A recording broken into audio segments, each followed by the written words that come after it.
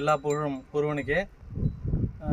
இயற்கை சார்ந்த வாழ்வும் தற்சார்பு வாழ்கிற மக்களுக்காக சிதம்பரத்துலேருந்து அன்பு பேசுகிறேன்.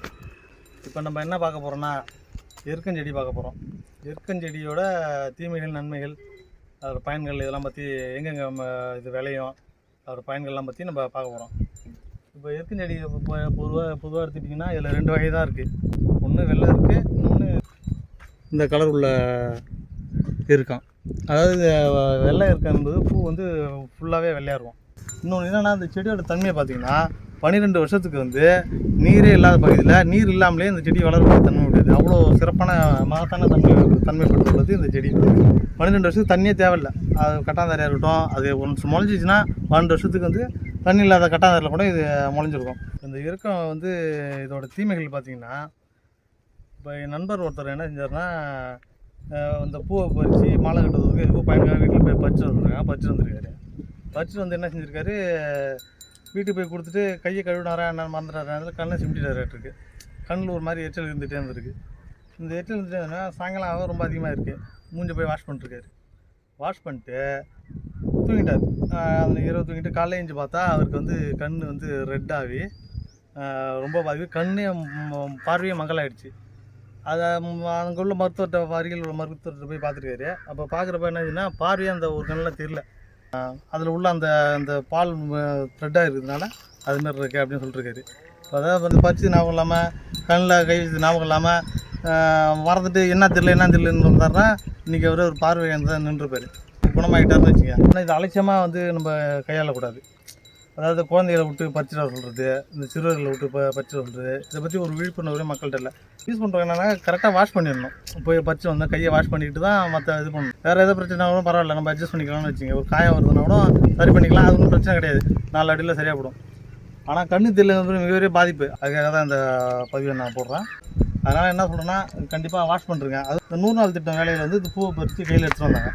அவங்கள்ட்ட வந்து நான் சொல்கிறேன், நீங்கள் என்ன செஞ்சுருங்க, கையை கழுவிடுங்க, பால் பட்டுதுன்னா கண்ணு தெரியாது அப்படின்னா, அவங்க அலட்சியமாக ஆமாம் இந்த பாலாம் நான் பார்க்காதா அப்படின்னு, பூ தானே இதை பால் தானே கண்ணு தெரியாது போனால் போட்டோம் அப்படின்னு சொல்லிட்டு போகிறாங்க. அப்போ இதை நம்ம பார்த்துருக்கோம், சின்ன பிள்ளைலேருந்து பறிச்சிருக்கமேனு ஒரு அலட்சியம். ஏன்னா அவங்க வந்து அதில் அந்த பாதிப்பு படுத்துதுன்னா எவ்வளோ கண் பார்வைங்கிறது எவ்வளோ ஒரு முக்கியம் இல்லை நம்மளுக்கு. அதனால் வந்து அந்த பாதிப்பை பற்றி தெரியல.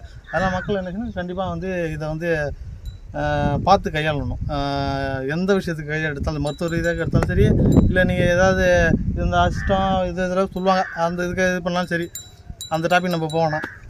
இந்த 100 நாள் திட்டம், இந்தமாரி கிராம பணியில் வேலை பார்க்குற அந்த கூலி தொழிலாளிங்க இவங்களாம் வந்து இந்த செடி இதெல்லாம் புடுங்கிறதுக்கு வெட்டுறது அந்த பணிலாம் இருக்குது.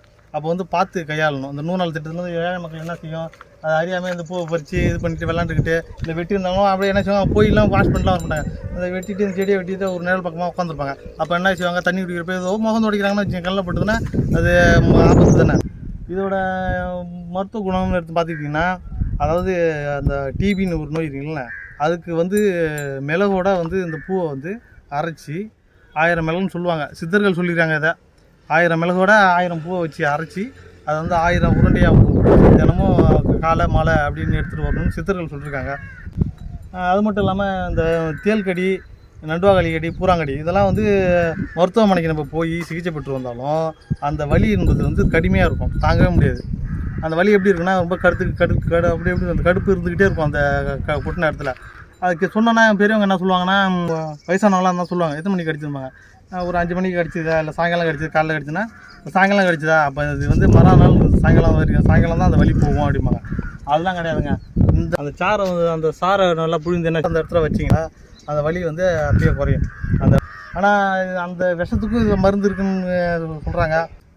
வலிக்கு யூஸ் பண்ணலாம். அது 5 ml, அதாவது ஒரு பாட்டில் மூடி அளவு அது உள்ளுக்கு எடுத்துக்கிட்டிங்கன்னா வயிற்று பிரச்சனை, வயிற்றில் உள்ள பூச்சி பிரச்சனை, நான் ஒரு 5 ml உள்ளுக்கு எடுத்துக்கிட்டால் வயிற்றில் உள்ள பிரச்சனை அதெல்லாம் சரியாகும். இதை பார்த்தீங்கன்னா இது எல்லா இடத்துலையும் முளைஞ்சிருக்கும். இந்த ஒதுக்குப்புறமான இடத்துல முளைஞ்சிருக்கும், வாய்க்கா, மேடு, இதுமாரி பகுதியெல்லாம் முளைஞ்சிருக்கும்.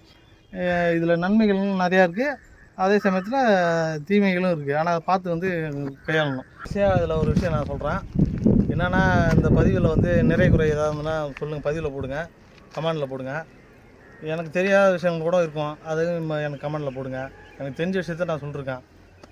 இதேமாரி தாவரங்களை பற்றி நிறையா வீடியோ போடணுன்னாலும் இந்த சேனலை ஃபாலோ பண்ணுங்கள்.